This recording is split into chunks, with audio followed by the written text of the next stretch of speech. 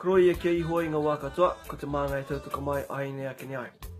Day 22 whānau of our 100-day journey leading up to the 8th of November celebrations this year.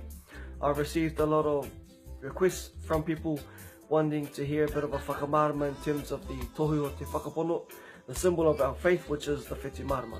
So, ka pai, I guess it's important for us to realise that prior to the Whetu Marama, there's been a whole lot of other different tohu that was adopted at the early days of the Ratana movement.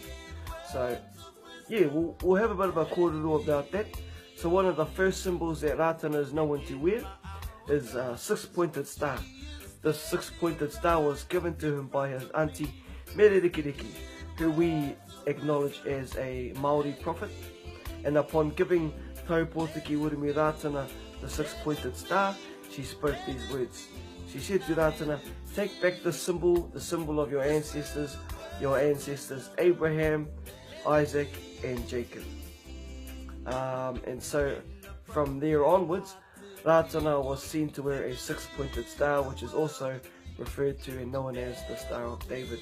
So that's one of the first symbols of our whakapono. So, kia ora tātou, iro te tumanake tako te tātou nei ariki, mā ngai tautoko mai ai nei ake nei ai.